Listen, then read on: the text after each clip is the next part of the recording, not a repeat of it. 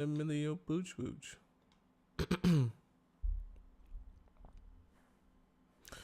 Hello, hello, hello to those of you who are part of the stream. Okay, let's get right into it. I know you guys are going to flood into the stream, but for those of you who are going to watch after the stream, trust me, you're going to want to be here for the stream because the stream is really enjoyable. It's like a live conversation, and I answer personal questions as well in the live streams. Okay. So we're going to talk about a couple things. First thing we're going to address is, well, we're addressing the topic of how to be more attractive. Okay. And the reason we're talking about how to be more attractive is because being more attractive is the basis to any relationship, talking situation, whatever you want to call it. Okay. It's the basis because the only way you're ever going to be able to get someone to treat you the way that you want them to treat you, and this is man or woman, is by having them attracted to you, creating that desire like I talked about in my last video, but then also, right, being as attractive as you possibly can so that when you finally enter the talking stage, when they're finally dating you, courting you, whatever it is, whether you're a man or a woman, right, you're able to take advantage of the fact that you're so attractive to them that they continue chasing after you. They continue seeking your approval, right? You understand what I'm saying? Welcome, John. It's good to see you. I hope I pronounced your name right. I'm going to be responding to people in the chat. For those of you wondering who I'm talking to, is people in the chat. And so, yeah, like I said, creating attraction and understanding how to become more attractive is the basis to what you need in any situation for as it relates to a relationship. Because the more attractive, welcome nobody's been here twice in a row. She's been, her or him has been here for 2 streams, so I'm like really proud of nobody. Nobody is like on every stream so far. A+ student. So yeah, learning how to be more attractive is the basis to all of your relationships. And the reason I say that is because, like I said, that's how you're relating to people. Whether or not you want to be in a relationship with that person, hi Melina, it doesn't matter. It doesn't matter because you can even get from people that you don't like what you want by learning how to be more attractive. And being more attractive is also about your aura. It's not just about, oh, I want to be more attractive for a specific person, because at the end of the day, no matter how you want to slice it or dice it, relationships will come and go. I know we all want to imagine that our perfect person that we like so much right now, like I'm 18 in high school and the guy who looks at me in math class is gonna get married to me. Oh my god. Remember when you were young? For those of you who are a little bit older, remember when you were young and in high school and you thought the guy who like looked at you and you did a group project with in math class was gonna be like your husband? Oh my god, he's looking at me in the group project. He texted me. Oh my god, he MSN messaged me twice in a row. Oh my god, we're gonna get married. Yeah, good old days. Good old days. All right. As we come to realize, not every relationship is going to be the relationship, which is fine. But it's always good to practice understanding how to create your own aura, right? Some people call it Riz. I don't know if you guys have heard of that term. Let me know in the chat. Do you guys know the term Riz? Do you guys know what that means? Do you understand what that means? I know a lot of women, might not be familiar with like where the term Riz comes from or like understand its meaning. Riz is essentially just like your ability to spit game or your ability to like, oh, if I see a cute girl, if I have Riz, then I'm able to like go up to her and like have good chat as some UK people would say. I know in UK, in like London, that's like a thing. Like you'll say, oh, he has good chat or she has good chat, because you're able to just like get along with someone that you're just meeting in a way that makes you like more attractive to them, more interesting, right? It's not like you're just a good, cute face and then they talk to you and you're like a brick wall. You know what I mean? And so chat, Riz, the same concept. You understand what I mean? Your ability to spit game. And you can have Riz even as a girl. Like they even have a term that's called like unspoken Riz, where it's like, you know, you're Riz without actually having to come out and say anything, which is true, right? I know it's like someone said, nobody says Gen Z slang. Yeah, it's like Gen Z slang, right? Melina says it's like being charismatic. Exactly. It's similar to being charismatic. Oh my God, I'm spilling all over myself. It's crazy. It's very similar to being charismatic, except charismatic in a romantic sense, because charisma is more about people in general, but Riz is more about being charismatic, you know, as it relates to a relationship or someone you're romantically, or we can even say sexually interested in. So I have a different term for it because I don't like to hop on no one's bandwagon. And you guys are the ones that are going to help me make this a popular term, okay? We're not going to call it Riz. We're going to call it aura, okay? Your aura, because, and I feel like it's better fitted just because I have a lot of women mostly on my page and my channel. On TikTok especially, it's like 95% women. And so it feels more fitting to say aura, because Riz feels more like you're going out and you're getting it. You know what I mean? Aura is more like you're attracting it.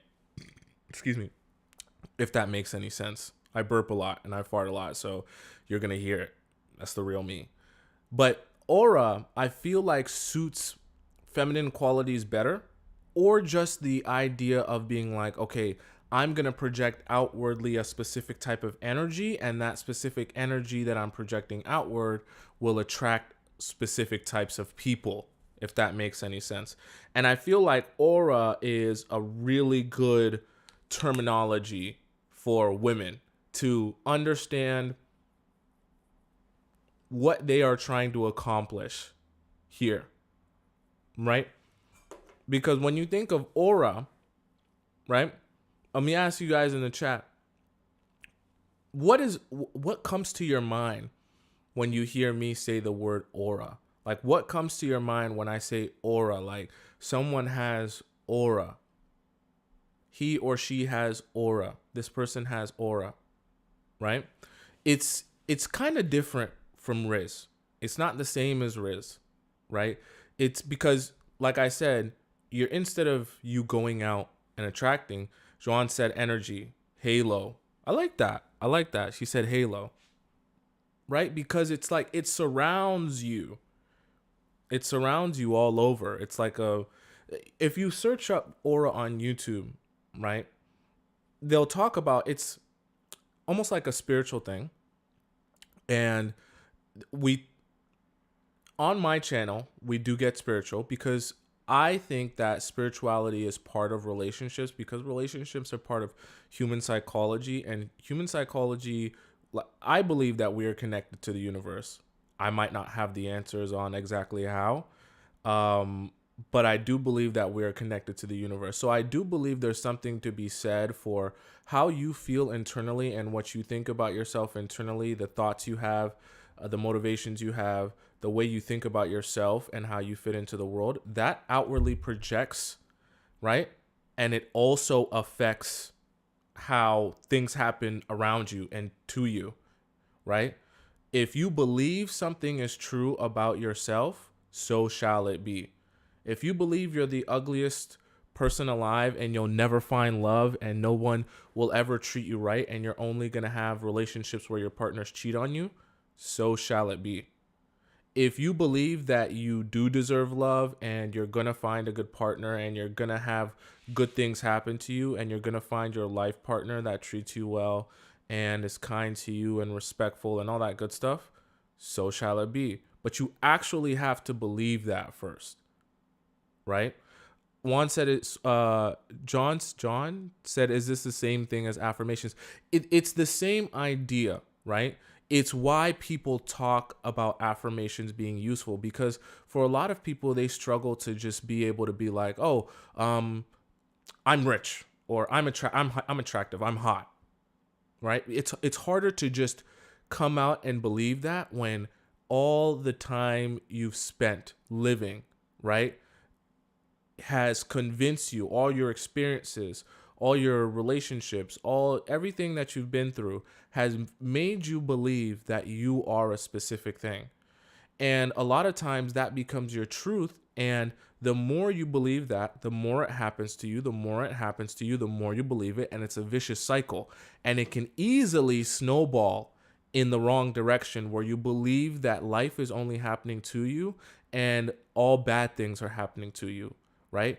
I'm sure, how many of us, tell me in the chat, how many of us have ever felt like bad things only happen to us, right? Like us meaning as an individual. How many times have you ever felt like, oh my gosh, I'm going through this situation, I feel like bad things only happen to me. I never see bad things like this happen to other people, right? And it's a common feeling to feel like, oh, how come I'm the only one going through things? Nobody else goes through things the way that I go through things. But the reality of it is, right, when we step outside of our natural urge to be self-centered and feel like the world revolves around us, we realize that bad things happen to everyone. And everyone goes through their own versions of trauma and their own downfalls. They go through their own bad and horrible situations. Of course, it's relative and it's different for everyone. But it doesn't make it any less traumatic to the individual, if that makes sense. As silly as it sounds, right? A rich kid who can't get into Harvard where all his friends are going, and he has to go to like University of California to study because his parents don't have the right connections to get him into Harvard, is traumatic for the rich kid. Obviously, relative to the struggles of everyone else in the world, it's not that big of a deal, but it doesn't stop it from feeling like a big deal to the rich kid, because he only has his own experience to go off of, right? And the way that example relates to you in your relationships is very quickly your own bias of the life you've lived and who you've been and what you've experienced will lead you to believe that bad things only happen to you, and bad things are only going to continue happening to you, and stop you from seeing situations as a whole and seeing other people's perspective. Because the reality of it is, especially as it relates to relationships, it's not just about your perspective. It's about other people's perspective as well. And if you fail to be interested or care about other people's perspective, you will lose in a lot of relationships. And you'll also find yourself frustrated in relationships. So your question might then become, how does that have anything to do with being more attractive, right? How does that relate to being more attractive? And the reason it relates to being more attractive is because that understanding will stop you from spiraling down that dark place where you start to believe that you don't deserve love, you don't deserve good things to happen to you, you're not attractive enough to keep a person, to keep a man, right? You're not attractive enough to get a high quality man, you can only attract bums, things like that, right? And the moment you gain more perspective, more understanding, right, it also allows situations to flow through you. You stop thinking of in the situations in relationships where people have done you wrong, you stop thinking of them as if something is wrong with me that has caused me to go through this traumatic situations. Sometimes there are things you're responsible for, right? It's a relationship, but you have to understand sometimes people are projecting onto you their own insecurities or their own traumas or their own issues, right? And the reason I say that is because I want you to have a better understanding of that, because it's a way to be able to easily get out of that dark hole and that dark place when relationships aren't going well, and you want to believe that you're unattractive to people or you can't keep a person, things like that, right? And that's kind of how affirmations play a role in energy and spirituality, because like I said, it's the gateway. Before you can even start believing it, you kind of have to say it. And sometimes even before you can say it, you just want to hear someone else say it to you, and you just repeat after them. So the affirmation might be, I don't know if you guys have watched any of my videos on my channel, on my YouTube channel, where I just put like a reverb on it and like an echo, so that you can almost like listen to it as you're falling asleep, because I want it to almost be like I'm talking to you in your dreams. And then instead of it just being like me talking to you through a screen, it almost becomes like your inner voice speaking to you. That's kind of the goal there, right? And it's the whole idea, the same thing with affirmations, is that when you're speaking those affirmations, even if it's just you repeating after someone else that, oh, I'm beautiful, oh, I'm worthy of love, people care about me, people love me, people find me attractive, I'm hot, I'm sexy, and you don't believe that yet, right? It helps you to believe that when you just continuously repeat that over and over and over and over again, because it's the same idea as, I don't know if you guys have ever been in this situation, and tell me in the chat, have you ever purchased a car, for those of you who are older, or bought a car, leased a car, whatever, gotten a car, or had your parents get a car, right, in the family, and as soon as you start driving around in that car, you start seeing that car everywhere. Like everywhere you go, you feel like you see that car multiple times. And it's like you start realizing like, damn, everyone has my same car. I didn't even realize how many people had this same car. But it's like nothing has changed. Your world hasn't changed. The amount of cars hasn't changed. The amount of people that have that car hasn't really changed. It's just the fact that now this car and that particular model of car has entered your sphere, your bubble of individuality, right? It's entered your world. It's become a part of your world. And now that it's become a part of your world, there's a term called the art of noticing. And I don't know if it exactly relates to the example that I gave, but what I understand of the art of noticing is that you're going to notice the things that you are the most focused on, and you can only be focused on things as they come into your sphere.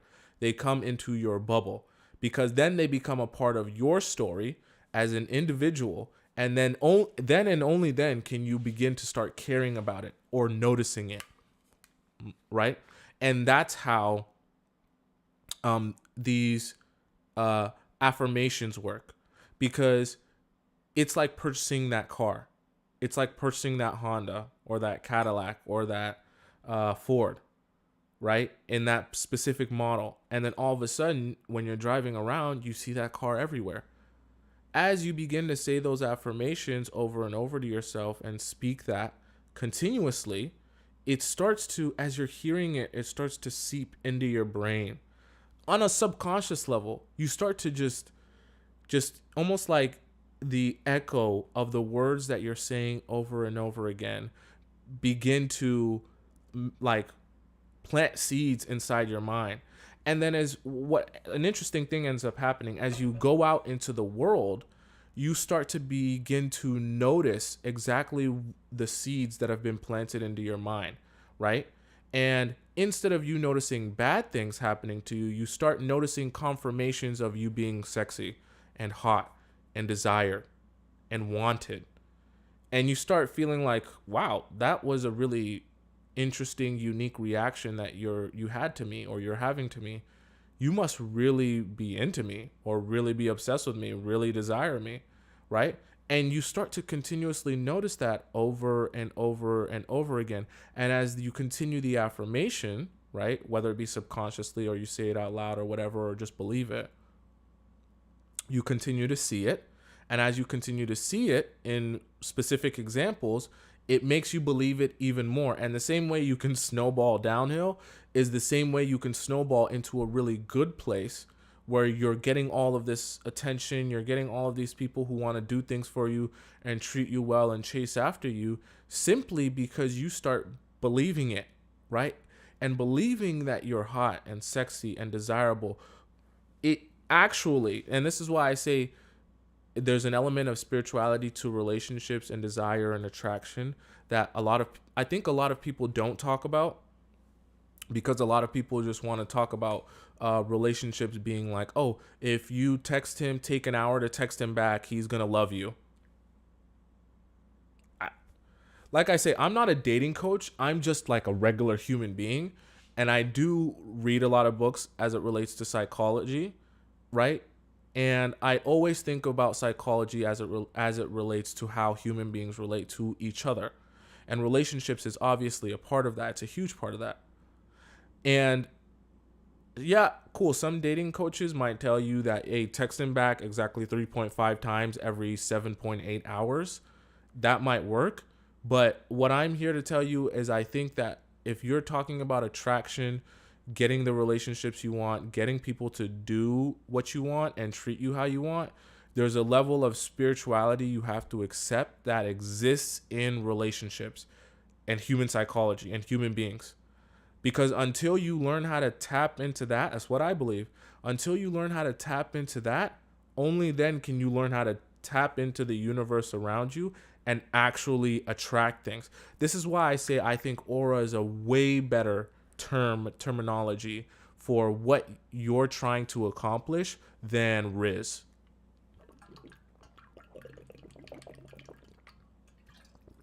Right? I think aura is a much better representation of what you're doing by understanding the universe around you and the world around you, understanding how it plays a role in who you want to be, how you want to present yourself to other people, and understanding how to play into that, how to become that, and how to have other people see that in you. You understand? I mean, all that requires you to be tapped into who you are spiritually, I think. Right? And I think as you become more aware of that and versed in that and capable of that, the stronger you will become as it relates to relationships. And when I say stronger, excuse me, that was a big burp. When I say stronger, I just mean you're in your ability to get what you want out of relationships. Because this is all about getting what you want out of relationships. Now, some people, when I start talking about how to become more attractive, when I start talking about being mysterious and all this stuff like that, and I talk about putting intention behind what you're doing and what you're projecting outward, some people start saying, "Oh, well, that's manipulation. You're manipulating people. How can you possibly? Why would you do that? You can't just you. Why would you want to manipulate people? You should just be who you are and just exist as you are. You don't do anything. Don't try anything. Don't project anything.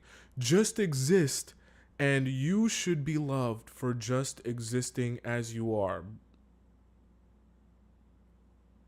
I mean, cool. Have you ever noticed the people that say that, usually right after they say that, they tell you about how much they've been struggling in their relationships? The people that think that they should just leave it up to chance on how they project themselves, how people relate to them, how people view them, right? Not worry about creating desire or creating attraction, right? Have you ever noticed that those people usually have the most relationship issues? Have you ever noticed that even if you've never been to marriage therapy or marriage counseling, because I've never, or you've just seen it on TV, have you ever noticed that after you do the listening part, right? After you listen to each other and you hear each other's side, the therapist usually gives each person some actionable items to solve the situation or help the situation or remedy the situation. even if their issue in the relationship is sex, have you ever noticed that the therapist doesn't just say, okay, you guys are having a problem with sex. Okay, well, just continue existing. And you guys should love each other for who you are as a person. Don't actually do anything. Just learn to love each other as you are, and you will have that sexual spark in your relationship. Imagine if you went to a marriage counselor and the marriage counselor told you that. The therapist told you that with your partner. Don't do anything. Just continue existing, and your partner will eventually desire you. You'd be like, I'm paying you $200 an hour for you to tell me to continue to exist and do nothing? You're expecting, right? There's an expectation that when you go to the marriage counselor or the relationship counselor or the sex counselor, whatever, that they're going to tell you how to create more desire in your relationship on both sides. And you're going to expect actionable items that you can take and do outside of this, therapy session that will actually help your partner desire you more and help you desire your partner more. Oh my God. Isn't that crazy? In order to create desire, you actually have to do work. Oh my God. This is insane. I didn't know, this is how life is. So you're telling me, for me to have people be more attracted to me, I actually can't just sit back and hope and pray that people are attracted to me. I actually have to do work to become more attractive? Who would have thought? Who would have thought? Right? Once John says the goal getting what we want is like taming a wild animal. It is somewhat like that. I'll agree. Being genuine gets you nowhere. Being there, done that. I agree. This whole idea, being genuine, is great in theory. It sounds nice. But you can still be a genuine person while understanding, hey, I'm trying to be as attractive as I possibly can. I want to create as much desire in someone as I possibly can, because the more you desire me, the better our relationship is overall. Because especially as a woman, if you don't feel desired in your relationship, what is your relationship? Tell me in the chat, because it's mostly women in the chat. Tell me in the chat.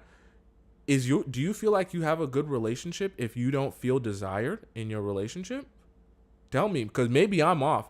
Maybe I'm confused. Maybe I don't know what I'm talking about, and maybe I'm just talking. I'm mansplaining, and I don't know what I'm saying. In a relationship, if you don't feel desired, do you feel like you have a good relationship? Right? So,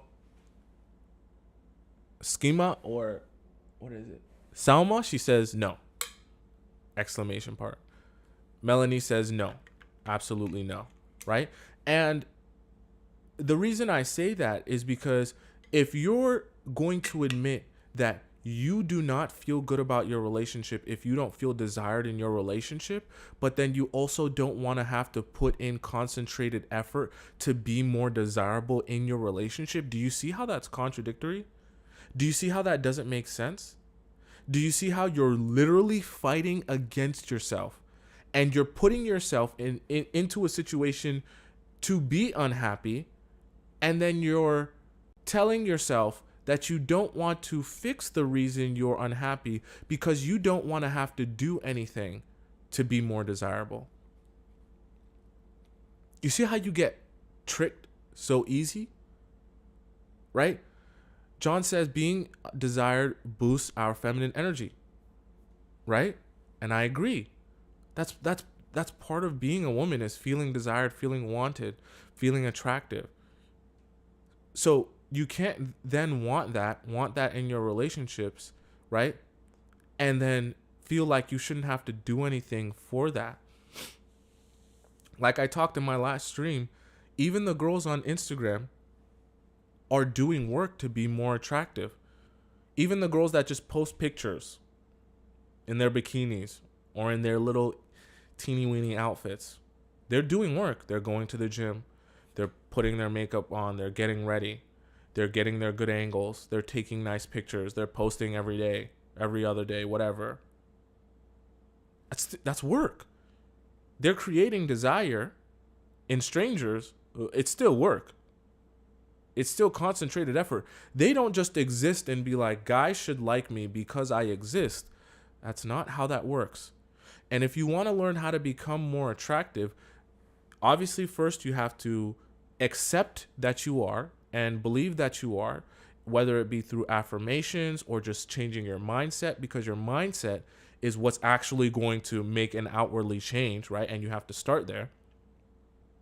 But then you also have to accept that in order for you to become more attractive, you are going to have to take action. And you're going to have to do things that make you more attractive. You're going to have to be more aware of other people's perspectives. And as a woman, obviously, you're going to have to be more aware of a man's perspective. Accept that as the truth rather than fighting that, right? That's the key element. I'll come back to that. You have to accept that as the truth rather than fighting it so that you can get from the situation what you want, which is to be desired more. Attraction, desire, same thing. Right?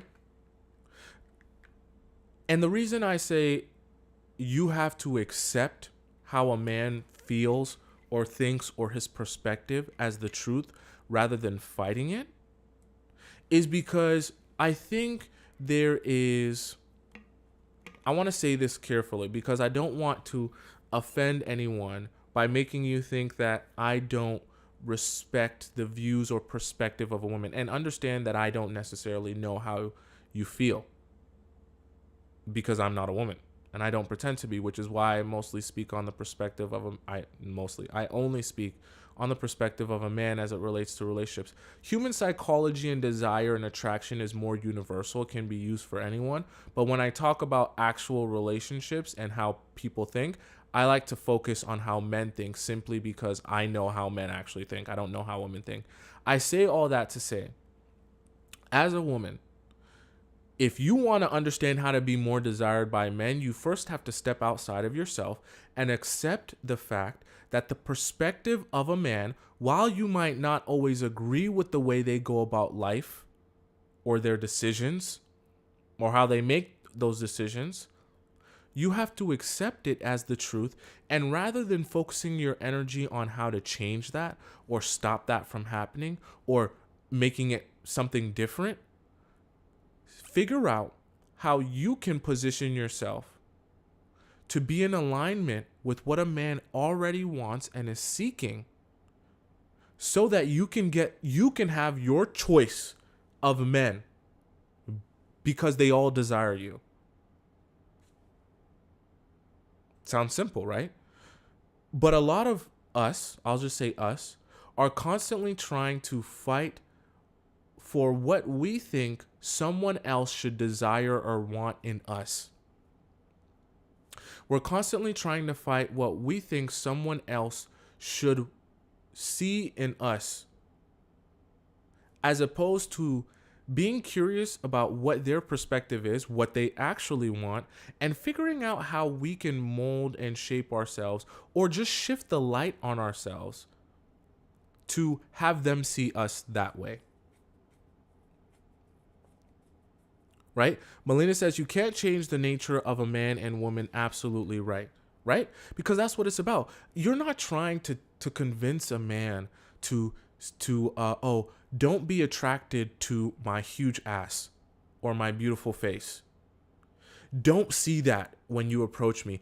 I want you to see my personality and my heart before you even know who I am. I want that to be the reason that you approach me, because of my amazing personality and my amazing heart. I'll tell you, he appreciates something on your chest. It's not your heart, though, at least when he first sees you. Now, do we want to have an honest conversation or no? Because that's how it is. Like, I don't know how else to tell. he doesn't see your amazing personality. If he doesn't know you, he's never met you before, he's never had a conversation with you, right? And he sees you at a party or at an event or whatever, and he has the desire, the motivation to come and speak to you, it's not because he anticipates you have the most amazing personality and heart. It's not because he thinks you're super nurturing by the way you hold that red cup. It's not because he thinks you would be a great mother by the way you take back a tequila shot. Let's get real for a second. Let's get super real for a second. The sooner you can accept that your attraction, the energy you're projecting, your aura, all of these things are your physical attraction, sorry, I meant to say, all of these things are playing a role in a man's desire to even want to get to know you or want to get to know more about you, the sooner you can figure out how to become the most desirable woman you possibly can. Because becoming, if you're a heterosexual, straight woman, becoming the most desirable woman is not about being desirable to other women. It's not about being desirable to the female gaze. I'm sorry to tell you. I'm sorry if what I'm saying is upsetting you. I apologize, because it's not my intention to upset you. My intention is to give you honest truths, no matter how brutal or how bad it might feel to hear them, that you can actually take and utilize to get real results, as opposed to sitting here and talking to you about how the world should be and how the world should respond to you in a perfect world. But then when you go out into the real world, you realize that's not the case, and you realize you can't utilize any of the information I sit here talking to you for hours about. Right? Someone said my video is glitchy. Is it not what's glitchy about it? Let me know. I want to make sure I can fix it in case something weird's happening. And let me know if it continues. Okay? So, as I was saying, right? You have to accept that if you want to be more, you guys said nothing's wrong. I love you guys. Awesome. Thank you. You guys respond so fast. I want you to understand that if you want to be more desirable to the men, you have to focus on what men desire. You have to focus on what men find attractive. And I want you to understand, even if you're a man watching my videos, I don't want you to think that I'm alienating you and there's no value here, right, for you. Because the concept is still the same, especially as it relates to attraction. You need to be focusing on, overall, you need to be focusing on what does the gender, right, I'm trying to attract, what is the person I'm trying to attract? Well, I'll just say that. What do they even desire? What do they even want? Right? Someone said check your connection. Are you talking about someone in the chat? Sorry, I just want to make sure. Am I good? I'm good, guys. You guys are roasting someone else. I see. You're roasting someone else about their connection. Sorry. I just want to make sure the chat's good. Okay. Now, very important. Like I say, you need to be focusing on what that person desires, not focusing on what you think is desirable. It's not about you. It's not about what you want. It's not about what you think is desirable. Okay? Give me 1 second. I'm going to turn on a light here. We're doing this live. Right? It's not about what you think is desirable or what you want or what you expect. Right? What you expect them to feel. Right? And that's part of the problem with attraction, because you start off thinking that the way you become the most attractive is by being the version of you that you find attractive as, say, as a woman, right? You start thinking that, hey, I'll be more attractive if I'm attractive for the version of beauty and sexiness and attractiveness that I think is attractive. But then you end up being attractive to women, but you're a heterosexual straight woman. So you're doing the job of attracting more women. It's great. The women love you, but you don't want to marry a woman. So what are we doing here? And the reason I say that is because, like I said, as you accept it to be true that, okay, this is how men think. This is what they want. This is what they desire the most. This is what makes them chase after a woman. This is what makes them want a woman. Excuse me. This is what makes them try to court a woman and desire a woman. Right? The moment you accept that, it doesn't mean you have to change yourself. And this is where a lot of people get it wrong, because you guys start thinking, oh, if I accept that a man thinks this way about me and wants this, then I'm changing myself to become what a man wants. I shouldn't have to change myself to be what a man. It's not about that. It's not about changing who you are. Right? Have you ever noticed that, we'll just say with other people, have you ever had a friend in your life that when you're with them, you really like how they interact with you? They're funny, they're interesting, you guys have really good, banter, you guys make fun of each other. It's like a really cool vibe. They're just cool to hang out with. You'd hang out with them for hours. You feel like they could be your best friend. And then the moment you hang out with them when they're with another group of friends, right?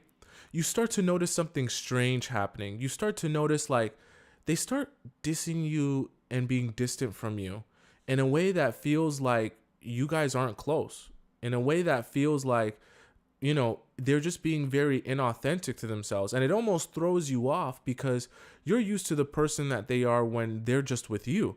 And now that they're with some other group of friends and you're around, it's like they treat you totally different. They talk to you different, right? They just approach you different, right? You don't feel that same bond or closeness that you did when it was just you two. And as soon as it goes back to just being you two again, you feel that closeness again. You feel that bond.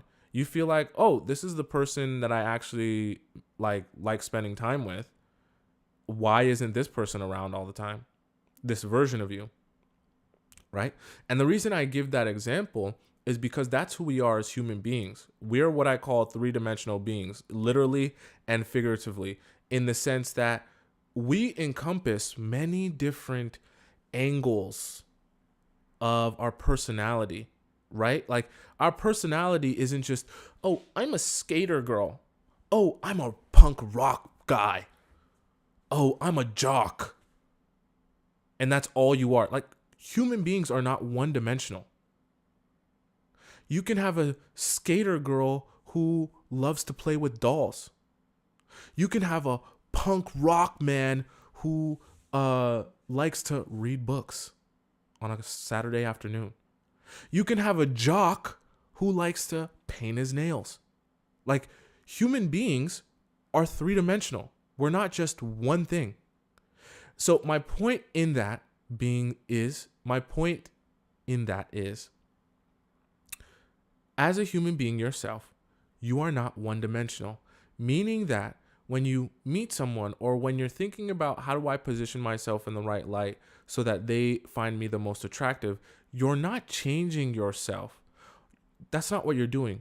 All you're trying to do is identify the parts of your personality that are most in line to what that person finds attractive and shine a light on those parts of yourself. Do you guys get what I'm saying? Let me know if I've lost you or if what I'm saying makes sense, because I don't want to like talk as like and go off the deep end and then everyone's confused about what I'm saying. You know what I mean? You're highlighting, someone said highlighting the goods. Exactly. You're highlighting the parts of yourself that you know this person will find the most attractive. Doesn't mean you're changing anything about yourself. But just like in the example I gave you, we have multiple aspects and angles to our personality. We're not always going to be the same person with everyone. We're not always going to talk the same with everyone. We're not always going to do the same things. If you ask different people about you, they might say different things because they have a different experience with you and they've experienced a different part of your personality. And that's okay. It doesn't make you a bad person. It makes you a human being. But I want you to understand in that you can actually channel, and this is where I talk about being able to understand the universe and how you play a role in it and how you're connected to it. Because once you have a better understanding and grasp and control over that, you can actually channel the way other people perceive you. You can actually control the way other people perceive you and use that to your advantage. Because why would you not? Why would you want to leave it up to chance on how people would perceive you? You know? What these people that will have you believe that your relationship and love should just be you just existing and not having to do anything, and a relationship, too much games is too much work, right? That's what they say. Oh, it's too much work. I hate that. Why should relationships be so hard? We shouldn't have to play all these games. Cool. Right? Cool. But those people are leaving it up to chance on how they are perceived. And their perception is going to affect how people treat them. Let me ask you a question. Do you want to leave it up to chance how people treat you? Now, when you think about it like that, it sounds crazy, right? Do you want to leave it up to chance on how people are going to treat you? Because you don't want to play games. Right? Because you don't want to, it's too much work. Right? It's too much work for a relationship. Melina said, then don't be in a relationship. Exactly. If you think that you should just exist and games is too much, you don't want to play relationship games, you don't want to have to focus on all the different rules and aspects of desire and attraction and all this good stuff in order to get a good relationship, well, then don't be in a relationship. You'll be lonely as hell. But sure, don't have a relationship with anyone. Then you won't have to worry about creating attraction in anyone because nobody will be attracted to you. Or if they are, it'll be for a little bit, and then they'll get bored of you and discard of you. Let me know in the chat, how many of you have ever been in a relationship or a talking stage where a guy seemed to be really into you at the beginning, and then all of a sudden it seemed like he got really bored of you after a while and just discarded of you. Now, I'm not saying that that's all your fault or anything like that, but I want you to understand that attraction and desire plays a role in that. What do you think these couples are talking about when they say we've lost our spark? And I think I said this in my last stream, when they're talking about, oh, our relationship doesn't have that spark anymore like it used to. Right? John raised her hand. She said me. Salma said twice, right, that it's happened to her, where a guy has like gone from being interested and then all of a sudden he's like bored now. I want you to understand that like you are actually in control of that. Like you can actually do work and do things to create more desire in a man where he, as the relationship goes on, he desires you more and wants to chase after you more as opposed to less. But it does require work. So if you're one of those people that believes that, oh, I shouldn't have to do any work in a relationship, this is too much work, I shouldn't have to do anything, well, then you shouldn't have to get desired. You shouldn't have to be desired by your partner. If you do not want to put in work to be desired, well, then you won't be desired. But as we've established, A lot of you want to be desired in your relationship. You wouldn't feel like you have a good relationship if you are not desired by your partner, specifically your man. And that's fine. I'm not saying that's a bad thing. But you have to understand, if you want desire, you're going to have to work for it. It's not going to fall out of the sky. Creating attraction is not going to fall out of the sky. After you can do all the affirmations you want. But if you're not prepared to actually do work on a consistent basis to create attraction and create desire in your relationships, well, then you're wasting your time. You're wasting your time, because that's the basis of everything that you're doing, is understanding how to create attraction, is understanding what people want, is understanding what they want from you. And if you can't accept that, then you're not going to be able to have a good relationship. Now, I'm not saying that, if you don't want to play a bunch of games, you don't want to manipulate a bunch of people, you don't want to do this and that, you're only going to have a bad relationship. I'm not saying all of that. What I am saying is, if you really want to be desired on the level that you want, if you really want people to chase after you, you're going to have to motivate them to chase after you. Nobody says, honestly, haven't thought about it like that. Never thought about it like that. John says getting the man to chase gives him the sense of achievement. And when he does, we have to make him chase his new goal in me. Sorry, the letters are small. I can read, guys. The letters are small and my vision might not be 20/20. Okay.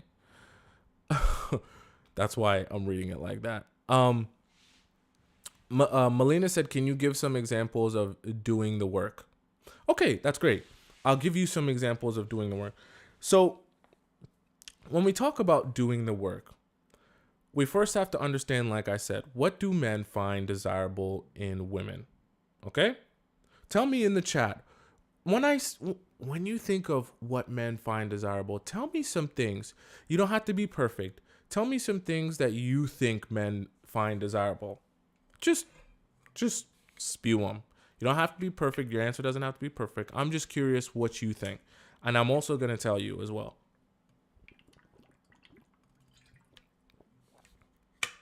Right? Wow, you guys have some great answers.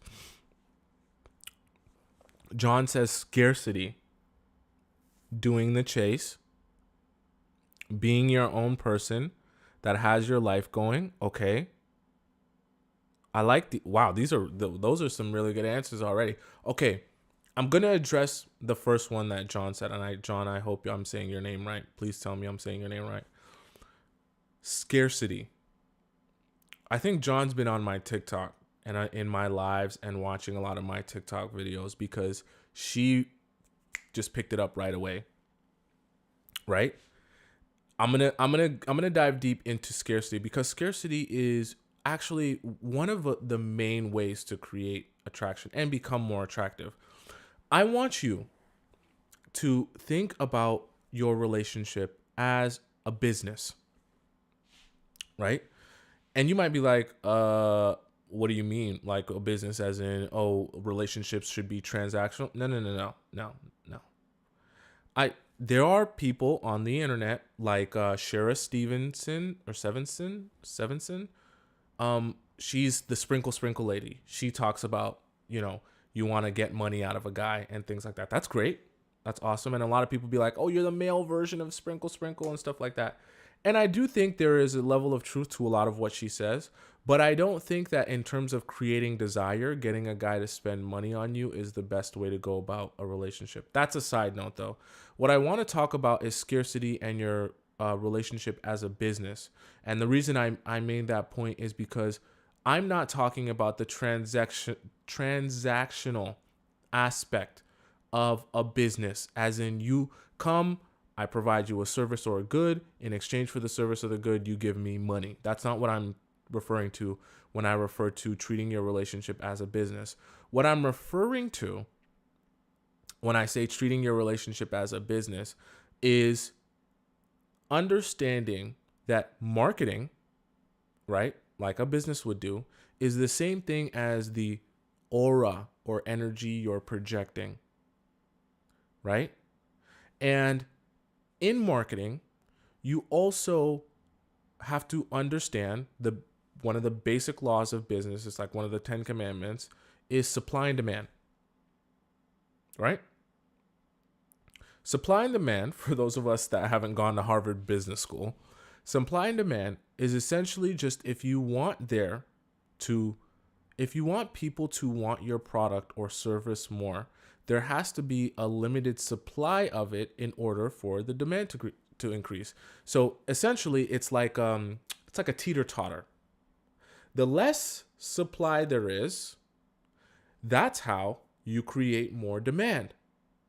And obviously, if there's too much demand and not enough supply, you're not going to make any money because you're not going to be able to sell any product. So there has to be a balance of supply. But if you have too much supply and not enough demand, well, then you have a whole bunch of products sitting on the shelf and nobody wants it. You understand what I'm saying? And so the reason I say your relationship is a business is because it's the same approach that you need to have when it comes to your relationship and creating attraction in people in general, but specifically in men. You have to be thinking about supply and demand, right? In this scenario, supply is access to you. Okay? The supply, the thing you're supplying, the service or the good, is access to you. Now, what do I mean when I say access to you? It's multiple things. Access is sexual access, so him being inside you. It's emotional access, meaning him getting to actually know the deeper parts of you, you sharing, your traumas with him and things like that. Excuse me. And mental, spiritual access to a lesser but also more important sense. You know what I mean? All of that's kind of packed into the emotional as well, right? So if you're going to give a guy that type of access to you, right, there has to be a demand for it, right? And as the demand goes up, right, if you do a good job of balancing out the supply, you can create a very healthy situation in which there continues to be demand and there continues to be just enough supply to keep the demand high. Am I making sense so far? Are you following me so far? I know we're in Harvard Business School right now. I don't want you to get too confused. Right? What you're trying to do, right, is you're playing a balancing act of supply and demand where you want to give him access to you, but in a way that keeps him wanting more access to you. Now, let's put physical access to the side because I think that physical access is something that really should be held until the last possible moment. And I'll tell you what I mean by the last possible moment. But let's put physical access to the side. Let's just focus on the emotional, mental, and spiritual side of access to you. You want, right, the times in which he does have that emotional, mental, and spiritual access to you to come in what I call high quality situations. Okay? Tell me in the chat what you guys think I mean when I say high quality situations. I want to see which of you are A+ students and have actually been listening to me on TikTok and watching my videos, because you should know what I mean when I say a high quality situation, right? In a high quality situation, in terms of access to you, right? I want to see who's an A+ student. Now, when I talk about high quality situations and scenarios, I want you to understand that the reason this is so important is because you do not want to fall into the trap of becoming too accessible, right? John says, didn't do my homework in this. You got to do your homework. You should be writing down your notes, okay? You don't want to fall into the trap of being too accessible. And it can be very easy in today's day and age to become overly accessible to the point where you're actually increasing the supply. Remember, we're in Harvard Business School. You're increasing the supply too much. And this is why it's a double whammy. You're increasing the supply too much, and you're also putting out a low quality product. So even the people that do want your product, when they finally get to the shelf, it's so low quality that they get it and they go, this wasn't really what I expected it to be. And then they no longer want it. So now you have the people that did want your product that actually went out to get it. They're like, nah, I'm good off that. I didn't like the quality. It was very low quality. And because the supply is so high and nobody demands it, right? Now you have an imbalance going on. Now you have a whole bunch of surplus that nobody wants, and then you're desperate and frantic trying to sell off your surplus. You're giving discounts. You're telling people it's half off, it's 30% off, 50% off. You're telling people that they can buy one, get one free. And just that fast, you're having one night stands and, giving people physical access to you that you don't even know. Or after they take you out on one nice date or two nice dates, all of a sudden you're being like, oh, well, we're close enough. You can, I don't want to lose you. So come be inside me.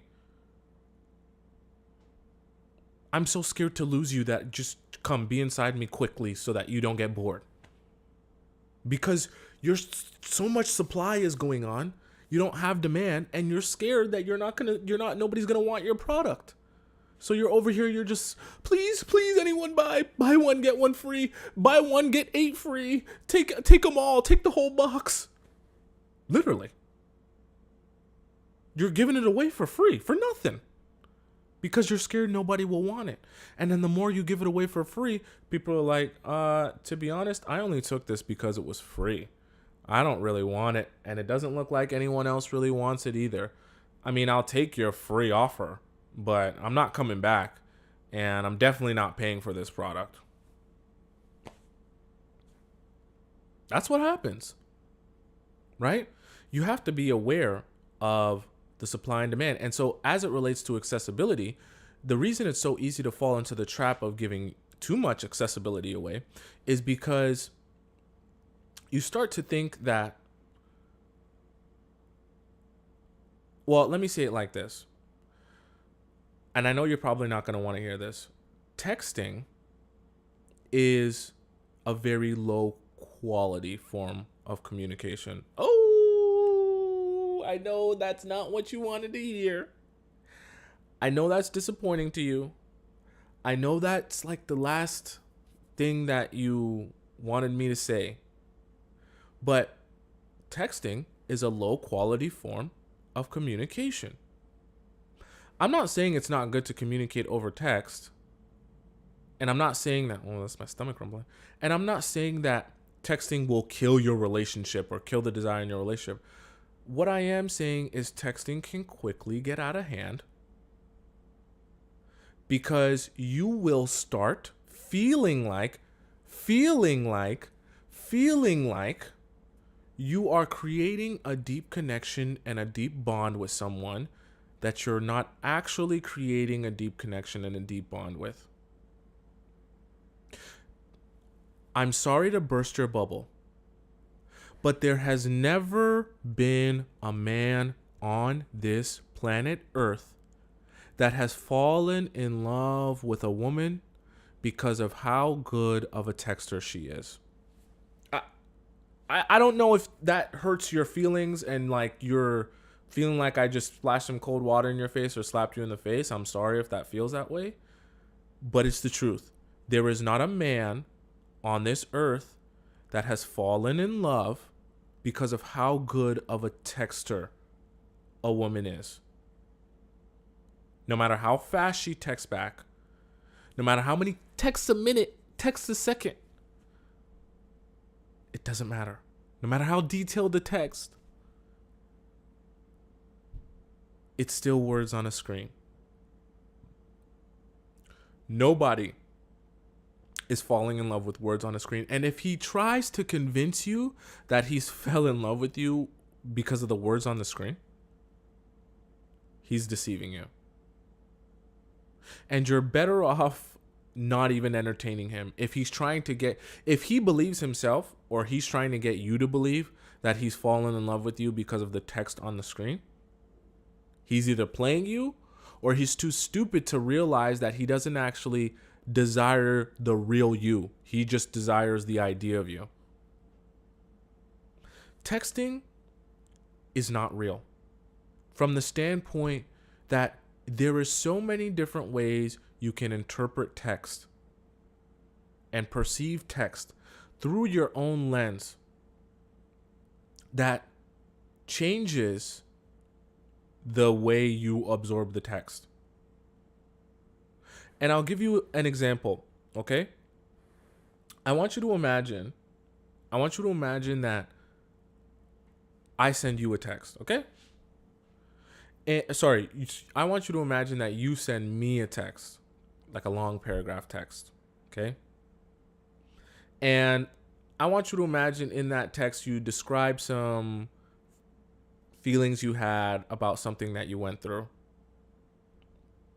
And you're just trying to let me know something that you've been through. And I read your text, and something about in your text triggers me and upsets me because I feel like you're attacking me, or I feel like you're trying to imply that I'm worthless or useless, let's say, for example, hypothetically. And I respond to you this big, long, angry text, and I say, why the would you say that? How could you say something like that to me? You're so disrespectful. You're so this, you're so that. Da, da, da, da. And I go off on you because of the text you just sent me. And then you read my text and you go, wait, what? I wasn't trying to disrespect you. This wasn't even about you. This is about a situation that I went through, and I was just trying to help you understand what I went through. That's a total misunderstanding. That's not how I meant to send it. That's not what I meant when I sent it. And I'm convinced, no, you trying to disrespect me. You saying all this about that, and I'm pointing out this and I'm pointing out that. And you're sitting there like, you're pointing out things that are not at all related to what I was actually trying to say. Right? And that type of stuff happens all the time. Because you're sending a text based on your life perspective and experience, your reality, the things that you've been through, right? You're interpreting the text a particular way, and you're anticipating that I will receive it in the way that you're interpreting or anticipating I will receive it. However, when I get the text, I read it and translate it through my own perspective, my own experiences, my own things that I've been through in life. And I read the text based on that perspective. But what happens is, if my perspective, my influence, my reality is different from what you anticipated my perspective would be, or my interpretation would be, I now interpret it in a different way and respond to you along the lines of the way I interpret it. Then when the message gets back to you, it's all jumbled up because you're like, wait. I wasn't saying that when I sent the text. That's not what I meant to say. That's not how I wanted you to receive it. But I'm convinced that that's how you meant to send it because that's how I interpreted it. So then you're probably asking, what does all this have to do with my relationship or attraction? Because I want you to have a better understanding of how impersonal text can be. simply because there's so much room for miscommunication and misunderstanding on a screen, when it's words on a screen.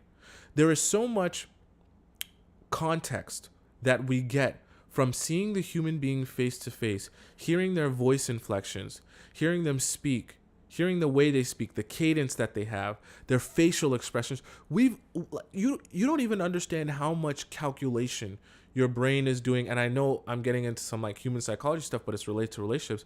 You don't even understand how much calculation your brain is doing on a crazy level to analyze something as simple as like facial expressions, like on a micro scale, like micro facial expressions.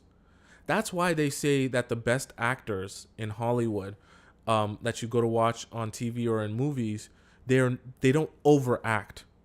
Have you ever watched a movie or a TV show and you look at them on the screen and you go, this is really bad acting because they're overacting, right? They're overemphasizing the emotions or the feelings or the expressions of a human being in that position, because that's not how human beings actually express emotion. We're so used to being able to interpret these micro expressions and feelings, right? That's actually what we've been trained to do and understand to do and work with. But all of that is part of what we've evolved to do and deal with and understand as it relates to in-person meetings. And so my point is that texting doesn't give you any of that context. Texting doesn't allow you to understand any of that. Texting is not actually helping you connect with the person or know the person any better. And so how does it relate to the relationships and the attraction? Well, what you're doing is you're giving access to yourself. You're giving this man, this person, access to you in a form that is low quality, in a form that is not actually making him any more attracted to you or desire you anymore, right? So now you're increasing supply because there's more access to you, but even the supply that you're increasing is coming in a low quality form. So it doesn't make him desire you anymore. It actually, the more that you do it, it makes him desire you less, because now there's not enough demand because the supply is so high to keep up and to keep him wanting to see you more, wanting to talk to you more, wanting to hang out with you more, right?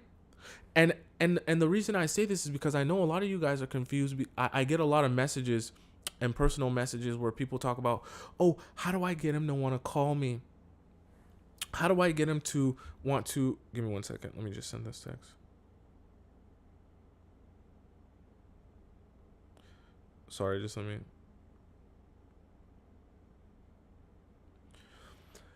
And I know a lot of you guys are like, how do I get him to want me more? How do I get him to desire me more? Right? How do I get him to text me more? Or sorry, not even text, call me more or want to hang out with me more, right? And my answer to that is you actually have to text him less if you want him to call you more.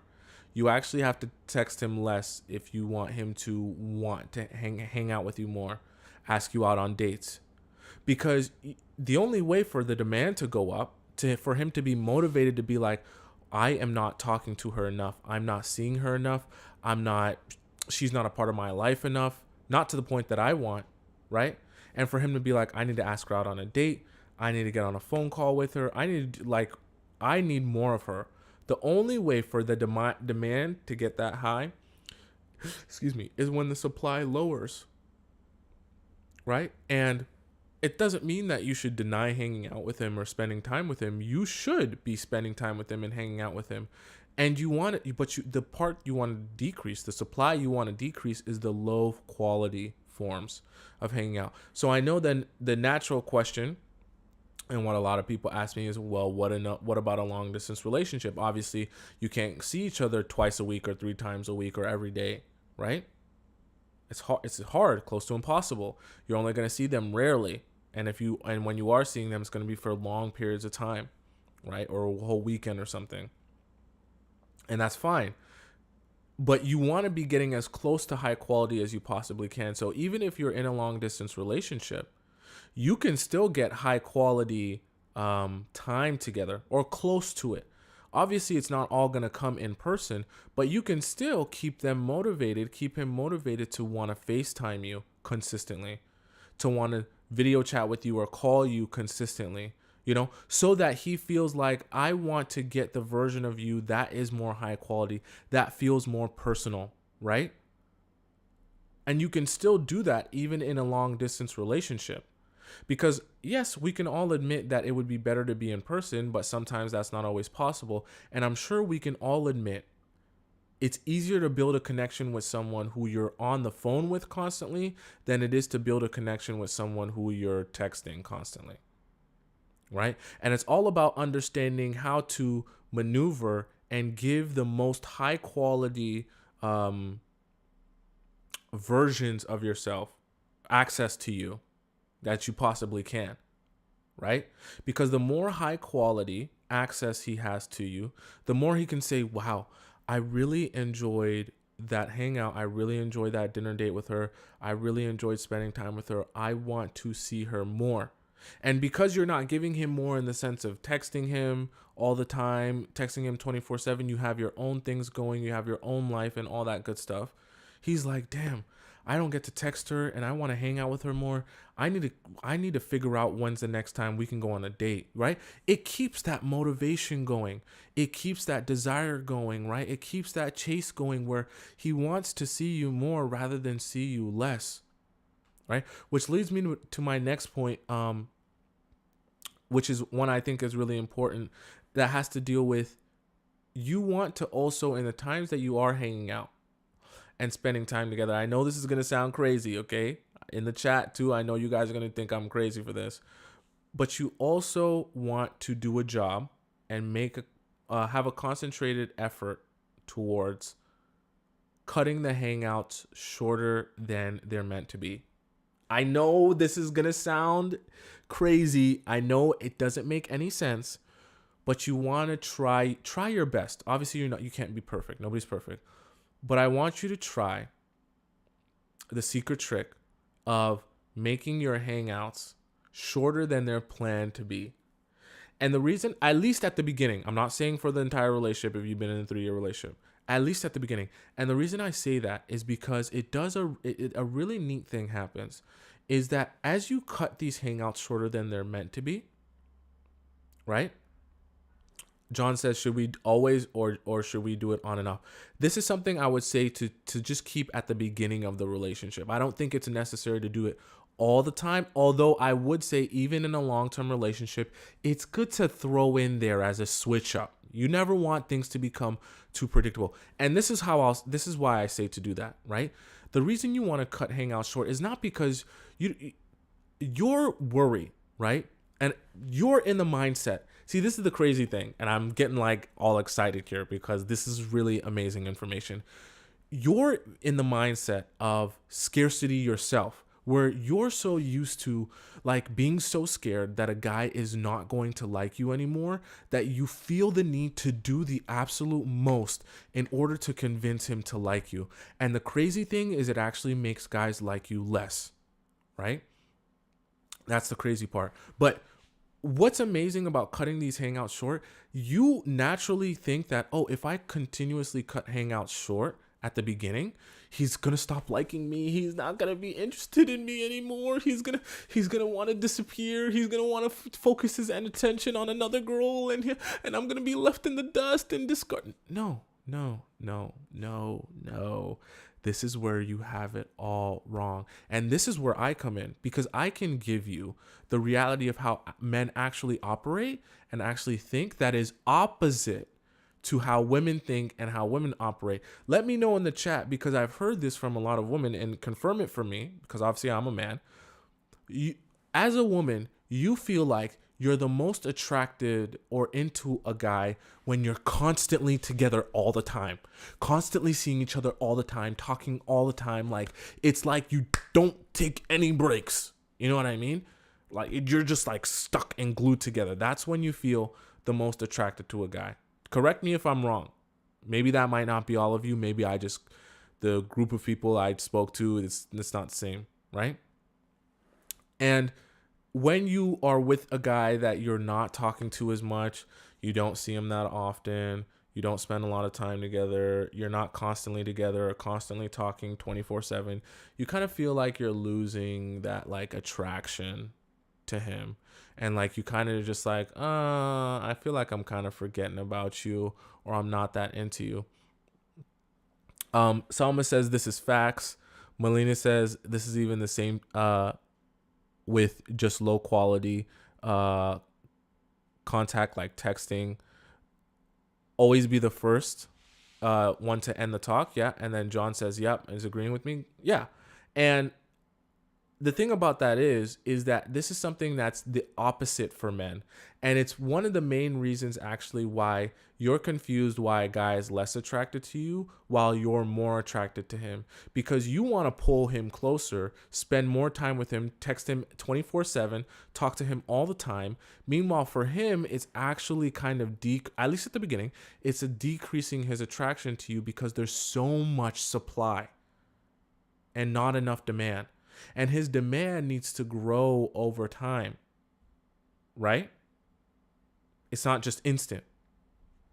And so you need to build that up so that as he continues to demand, then you can increase the supply. You don't need to be increasing the supply before there's enough demand, right? And so that's where the mix-up comes in, because you start believing that if I cut hangouts short, if I tell him that we're going to hang out from 9 to 12 a.m.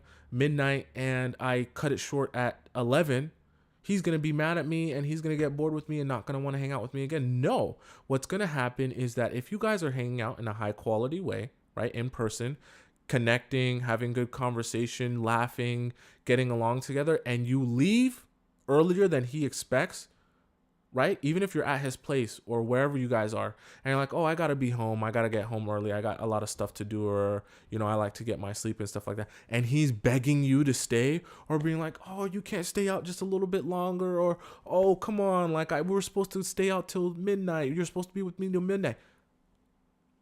Perfect. Absolutely perfect. That is the exact position you want him to be in. Because as he's begging and he's pleading and you don't give in and you actually go home, the moment you leave, he starts thinking, oh my God, I need to see her again. When am I going to see her again? And that's all he can keep replaying in his mind. I need to see her again. And as he's thinking that, he's thinking about you, and the more he's thinking about you, the more he's actually creating his attraction to you and increasing his attraction to you, because he's sitting there like, oh my gosh, we were having such a good conversation and we were laughing so much, and then she just wants to go home. And then he'll start second guessing himself. Even a confident guy will start second guessing himself.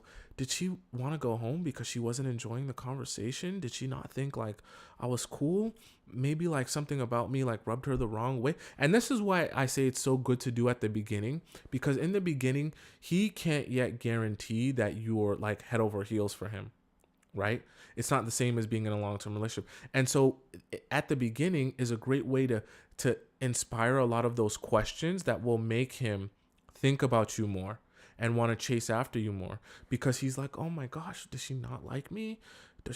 Am I doing something wrong? Am I saying the right things? Does she not think I'm attractive, right? All of this is playing in his mind, and all of this keeps him on what I call the quote unquote hunt, which is great. You want to keep him on the hunt. You want to keep him almost dissatisfied in a way that allows him to continue wanting you and continue desiring you, right? It's a great way to go about things, right?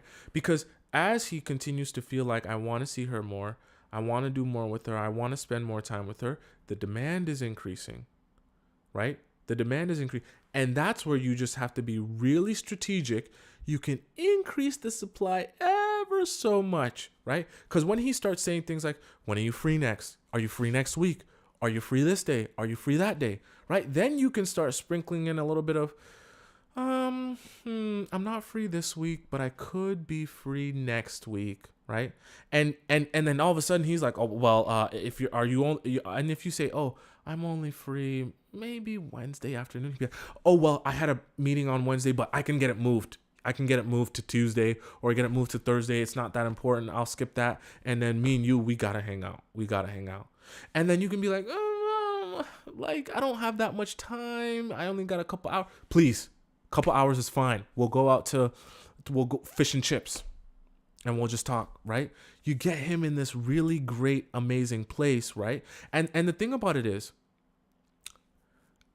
you've spent so much time living in your own scarcity mindset where you're so scared for the guy to like not notice you or like not talk to you for a day and then he'll forget about you, that you don't realize how good a place it is for a man to be in when he's on the hunt like that.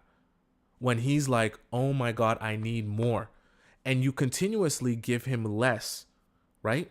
Because you think, oh, he's getting less interested when he's actually becoming more interested, right? Now, obviously, like I say, it's a balance. It's a seesaw. It's not just, oh, I will never hang out with him, never give him the time of day, never speak to him, never, no. Because the relationship has to develop to a certain extent, right? And it has to grow. There has to also be a level of, him feeling like you also do want to spend time with him, not like you're just blowing him off. It's a balance, right? And like I said, if the demand is super high and is continuing to increase, you're going to have to increase the supply a little bit. It's not just all one way, or else he'll get to the point where he becomes frustrated and thinks that you're no longer interested in him. But at the same time, you don't want to increase the the supply too much where the demand is now not high enough and then he begins to pull back, right?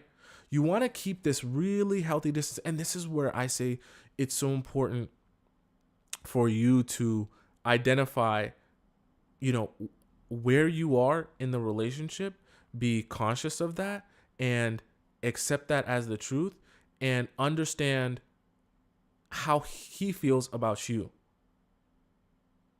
what he wants. Because all of these things are going to play a role in where you are currently positioned and if there is a healthy distance in your relationship. Because relationships are like this. They're always going to be a little bit of push and pull, right? There's always going to be times where he's chasing you more. And there's always going to be times where, I don't want to say he's not chasing you at all, but maybe he's just chasing you less. And there's just like a push and pull. And it's fun for both parts, right? For majority of the time, you want him to be chasing after you, but there will be some times where you give him his own version of validation. That will be down the road, though, not at the beginning. You don't do that at the beginning. That would be down the road. But a relationship is push and pull, right? And you want to be aware of where you stand with him and how much he is able to push towards you. And you want to keep that healthy distance where as he's pushing towards you, you move back a bit. He's pushing, you move back a bit. He's pushing, you move back a bit. If he stops pushing, right, you stay stagnant. You don't keep pulling away, right? You also need to hold your water, right, as the term I use, and not start pushing forward towards him. Because as you begin to push forward towards him and too much, he's going to start pulling away. You're going to push more. He's going to pull away until he's on the outskirts and he's having intercourse with another woman. Right? It's a very, very tricky line that you have to toe, but it's very possible. It's a very possible line to maneuver around. Okay? So that's going to be the stream for the day. I hope you guys enjoyed it. I hope you guys got some good information. I'm going to be back later this week on another stream. I'm going to try and post my streams even earlier so that you guys can be a part of it. For those of you guys who are not subscribed, make sure you go subscribe to my main channel. And don't worry, even if you miss parts of the stream, it's going to be up on my main channel, on this YouTube channel. And you can rewatch it again. Don't worry. So everything that you've learned today, even if you came here late or you came here early and missed parts, will be available up the whole entire stream on my channel. Okay, guys? Have a good rest of for me, it's like evening time. Have a good rest of your night, morning, day, whatever it is for you. And I will be back later this week. Stay tuned. Keep the notifications on YouTube on. Keep my notifications on so that you know exactly when I'm going live and exactly when my next live stream will be. Okay? Have a wonderful day. I love you.